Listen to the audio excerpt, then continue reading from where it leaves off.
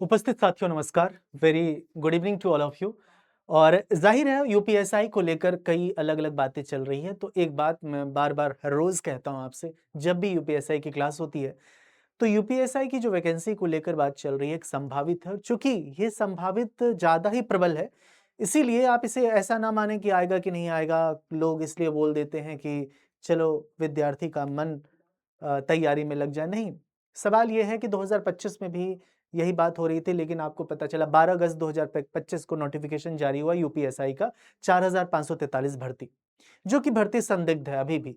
ठीक है, 22 जुलाई को फाइनल रिजल्ट आया और उसमें 22 जुलाई को नॉर्मलाइजेशन आया। नॉर्मलाइजेशन आप जानते हैं किस आधार नॉर्मलाइज्ड मार्क्स आपको बेसिकली रिजल्ट आया 14 जुलाई को, जो फाइनल रिजल्ट था, जिसमें आपने देखा कि लगभग पौने 400 के करीब फाइनल कट ऑफ। तो मैं आपसे ये जो कहना चाहता हूँ मतलब आज के इवेंट के माध्यम से यूपीएसआई की तैयारी में आप लग जाइए, शक मत करिए। बाकी जो लड़ाई चल रही है नॉर्मलाइजेशन को लेकर वो सारी चीज़ें चलती रहेंगी, उस पे सवाल उठता रहेगा और मैं इसके बारे में ज़िक्र करता रहता हूँ आपसे को क्लास के दरमियान और जो भी है, जहाँ भी आवाज़ उठानी होती है माध्यम से बताता रहता हूँ। सवाल ये है कि इसमें क्या कुछ नया सिलेबस है? नहीं, ये बस यहाँ पे आपको जो चीज़ें दिख रही हैं, बस सिलेबस है, जो आपने 2025 में देखा था। अभी कोई जब तक नोटिफ़िकेशन ना आ जाए, नोटिफ़िकेशन में कुछ बदलेगा नहीं, जो कि लग रहा है। 27 में चुनाव है, तो क्या ही बदलेगा। एक्सपेक्टेड पोस्ट उसके भी बारे में बात करेंगे, तो सबसे पहले उन अभ्यर्थियों से कहना चाहता हूँ कि जो यूपीएसआई पहली बार देने जा रहे हैं, जो दे चुके हैं तो वो पारंगत है, निपुण है, सारे प्रोस एंड कॉन्स उनको मालूम है, उच्च-नीच सब पता है। तो इसमें जो बातें हैं कि ये 2025 का कट ऑफ इतनी हाई क्यों गई? हाई गई रीज़न ये 2-3 रीज़न तो बहुत क्लियर है जाने का, जो कि आप भी इस बात को जानते हैं कि पेपर आसान था, नो डाउट नॉर्मलाइजेशन का प्रभाव रहा। लेकिन नॉर्मलाइजेशन का प्रभाव से ज़्यादा मैं नॉर्मलाइजेशन को मानता हूँ झूठ, फ़रेब। क्या रहा? फ़रेब, धोखा रहा। नॉर्मलाइजेशन ने धोखा दिया, सभी अभ्यर्थियों को दिया, किसके नंबर कितने बढ़ गए, भर्ती बोर्ड ने इसके बारे में कोई तर्क नहीं बताया, सेम शिफ्ट, सेम कैटेगरी, उसे कोई मतलब नहीं, जो मन में आया जिसका बढ़ा दिया, थोड़ा बढ़ाया, किसी का थोड़ा-थोड़ा मतलब नहीं 2 अंक, किसी का 4 ऐसे, किसी का 20-20, 25-25 भगवान जाने। 4543 पद थे टोटल आप जानते हैं, तो कुल मिला के इसमें संख्या में डेटा में देख लीजिएगा लगभग मेरे ख्याल से 10.5 लाख के करीब अभ्यर्थी थे। तो कुल मिला के जो आपसे मूल बात कहना चाहता हूँ कि जो कट ऑफ है, आपने देखा बहुत ज़्यादा कट ऑफ रहा ही था। लेकिन कट ऑफ विद्यार्थी भी इस बात को एक्सेप्ट कर लेता है, लेकिन नॉर्मलाइजेशन की जो धांधली रही, इसके बारे में मैं साफ स्पष्ट खुलकर कहता हूं, जब तक भर्ती बोर्ड पारदर्शिता नहीं देता, नॉर्मलाइज्ड मार्क्स के साथ रॉ मार्क्स पूरा डिटेलिंग स्कोर कार्ड का नहीं देगा, तब तक ऐसी बातें कही जाएंगी। अब रही बात कि इसमें जो पदों की संख्या कितनी आने की है 2026-27 यूपीएसआई की बात करें तो इसमें पदों की संख्या आने की जो संभावना है वो लगभग मुझे दिख रहा है कि मतलब ऐसे तो बात चल रही है कि 10,000 हो सकता है कि 10,000 भी आ जाए, 10,000 भी आ जाए, लेकिन उसकी संभावना इसलिए कम है क्योंकि 10,000 एक 9,534 2021 और उसके बाद 2021 के बाद 2025 में आई। तो सवाल यह है कि इतने पदों की संख्या, ठीक है चुनाव है, 2022 में भी चुनाव था, तो मुझे लगता है कि पदों की संख्या 10,000 आ सकती है, लेकिन मैं इसमें आपको मतलब 100% नहीं कह सकता हूं, 100% इस बात को लेकर मैं श्योर नहीं हूं, जो जानकारी अभी कोई ऐसी जानकारी नहीं है। ठीक है, लगभग 10,000 ऐसी भर्ती। दूसरी बात है कब तक आ जाएगी भर्ती, कब तक भर्ती आ जाएगी, तो भर्ती आने की जो संभावना है सितंबर, कब तक, सितंबर तक ये संभावना है। ठीक है, संभावना, और इसलिए थोड़ा संभावना ज्यादा प्रबल हो जाता है कि दोस्त चुनाव है, और कोई बात नहीं। अगर सरकार आकर भी कहती कि हम वैकेंसी ला रहे हैं तो विश्वास होता ही नहीं, आप जानते हैं सरकार के वायदे और इन सब चीजों को लेकर। चयन प्रक्रिया आप जानते हैं, सारी बातें, लिखित परीक्षा सबसे मुख्य होता है, इसी के आधार पे फाइनल मेरिट तैयार होता है, केवल लिखित परीक्षा के आधार पे, बाकी सबको आता है क्वालिफाइंग, जो भी है आपका शारीरिक दक्षता, पीएसटी, पीईटी सब क्या है, क्वालिफाइंग होता है। केवल ग्रेजुएशन, हाँ केवल ग्रेजुएशन है, आप चाहे बीए, बीएससी, बीकॉम, कोई किसी मतलब बैचलर डिग्री आपके पास होना चाहिए। ठीक है, और अगर आप अपेयरिंग छात्र नोटिफिकेशन डेट तक फाइनल रिजल्ट, और वो भी देख लें उम्र के अकॉर्डिंग, उम्र सीमा के बारे में बात कर लेंगे तो 21 से 28 तक की उम्र सीमा होती है, 3 वर्ष की अतिरिक्त छूट, और हो सकता है कि इस बार छूट ना मिले, ऐसा भी हो सकता है। लेकिन यहाँ की बात कर लें जैसे 28 से 5 तो ये मिलता ही है, ये छूट जो है मतलब ओबीसी, एससी, एसटी को तो छूट मिलता है 5, लेकिन अतिरिक्त 3 वर्ष का जो छूट मिलता है ठीक है, ये अतिरिक्त दिया गया था क्योंकि 21 के बाद 25 में भर्ती आई थी, उस वजह से दिया गया था। बाकी अन्य राज्य की जो विद्यार्थी होते हैं उनको उनमें छूट नहीं मिलती है। कुल 160 प्रश्न होते हैं, प्रत्येक प्रश्न 2.5 अंक का होता है, इसलिए कुल प्रश्नों की संख्या 160, एक प्रश्न 2.5 अंक का होता है, इसलिए 160 गुना 2.5 कितना 400। समय 2 घंटे, नेगेटिव नहीं होता है, ऑफलाइन पेपर हुआ था तो ऑफलाइन होने की संभावना ज्यादा है। लगभग ये 40-40 का सेक्शन होता है, इसमें गणित में रीजनिंग इंक्लूड होते हैं, कुछ क्वेश्चन इंक्लूड होते हैं, तो आप मान के सकते हैं कि रीजनिंग के क्वेश्चन कभी 45 और 48 हो जाता है, 45, 46, 48 इस तरह से। और गणित आपको 30, इस बार ऐसा हुआ भी था एक आध शिफ्ट में कि रीजनिंग के क्वेश्चन मतलब गणित के क्वेश्चन नॉर्मली कहा जाता है गणित 20 क्वेश्चन होते हैं, लेकिन गणित के क्वेश्चन एक शिफ्ट में 25 लगभग 30 के करीब थे, और रीजनिंग वही 45, 30 या 35 था गणित, और 45 या 49, 48 था क्या नाम है, कहाँ है रीजनिंग, हाँ रीजनिंग, ठीक है।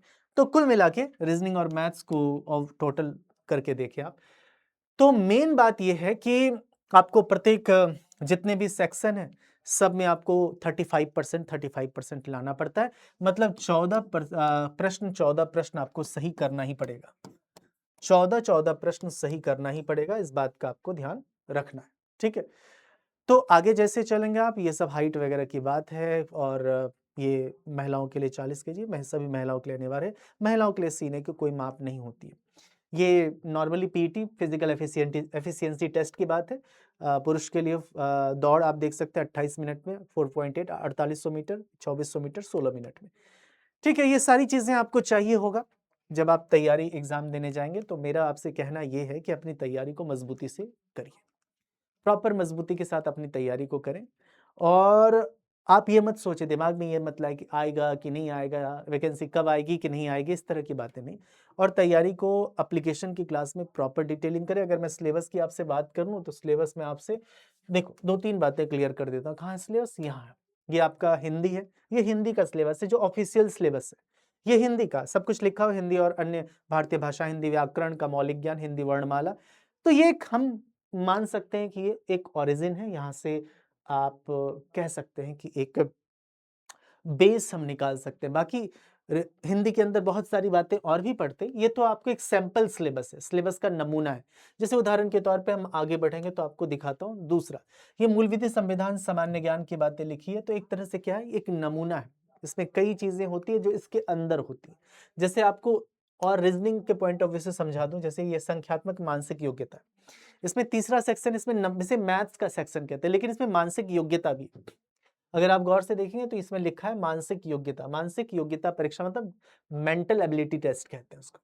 इसमें देखेंगे आप नंबर सिस्टम, ये सब क्या है, ये मैथ्स, ये प्रॉपर आपको मैथ्स दिखेगा। लेकिन यहां से आप जो आओगे तो इसमें क्या है, Venn diagram, logical Venn diagram, relationship और इंटरप्रिटेशन, परसेप्शन, ठीक है, वर्ड फॉर्मेशन, ये लेटर एंड नंबर सीरीज, ये सब आपको देखने को मिलेगा। ये रीजनिंग है, मतलब मैथ्स के साथ रीजनिंग भी इंक्लूड है, ठीक है, जो मैंने आपसे कहा भी था कि इसलिए रीजनिंग के क्वेश्चन का जो वेट है वो ज्यादा हो जाता है कंपेरिड अगर आप मैथ्स की तुलना में। और उसके बाद जो रीजनिंग तो है ही, कहा गया रीजनिंग, रीजनिंग तो है ही। उसके बाद मैं आपसे बात करूं, अगर मैं आपसे बात करूं तो रीजनिंग है, ये प्रॉपर आपका रीजनिंग, प्रॉपर रीजनिंग है, पूरा कंप्लीट रीजनिंग। तो मैथ्स के साथ रीजनिंग है, और एक सेक्शन रीजनिंग का पूरी तरह से अलग है, ये पूरा रीजनिंग है। Relationship, series completion, problem based, Venn diagram, mental ability, है ना, ये सब दिया गया है। समरूपता, सिमिलरिटीज, स्पेस विजुअलाइजेशन, ये अलग अलग लिखा हुआ, आपको कभी कभी दिक्कत हो जाएगी स्पेस विजुअलाइजेशन क्या है, वो सब बताऊंगा, क्योंकि यहाँ पे थोड़े टेक्निकल टर्म लिखे गए जो ऑफिशियल सिलेबस है, परंतु इसको सरल भाषा में आपको पूरा कंप्लीट सिलेबस हम करते हैं, और कंप्लीट सिलेबस का लिस्ट भी आपको दे देता हूँ। तो ये सिलेबस है, ठीक है। दूसरी बात है, आपको एप्लीकेशन पे ये सब सिलेबस वगैरह सब कंप्लीट करना है, रीजनिंग, मैथ्स, जीके, जीएस और हिंदी। तो उसके लिए आप एक तो आपको बता दें कि जो बलिदान बैच आया हुआ है, ये यूपी पुलिस एसआई का फाउंडेशन बलिदान बैच है, जिसकी क्लास 6 अगस्त या 7 अगस्त से स्टार्ट हो जाएगी। और पहले से तैयारी करनी चाहिए, क्योंकि नोटिफिकेशन के बाद तैयारी प्रॉपर नहीं हो पाती है, ठीक है। ये बलिदान बैच है, प्रॉपर तरीके से हम करेंगे कंप्लीट बलिदान बैच को, ठीक है। ये बलिदान, इसमें टेस्ट सीरीज भी आपको इंक्लूड मिलेगा। और सबसे अच्छी बात ये है कि नॉर्मली जो 1 ईयर की वैलिडिटी होती है वो होती है आपकी 1799 समथिंग, लेकिन ये 12 महीने की जो वैलिडिटी होगी सुपर पास लाइव के अंदर, टेक्स्ट बुक का ये सुपर पास लाइव होता है जिसमें टेस्ट सीरीज भी आपको इंक्लूड मिलेगा, टेस्ट पास क्लास भी होगी, यूपीएसआई के साथ यूपी कांस्टेबल, एसएससी जीडी सारे क्लास का एक्सेस आपको मिल जाएगा, केवल एक यूपीएसआई नहीं, बाकी लेखपाल और भी जो एग्जाम आप देते हैं वीडियो वगैरह सबका। ये कोड है डीकेसी, आप अप्लाई करेंगे।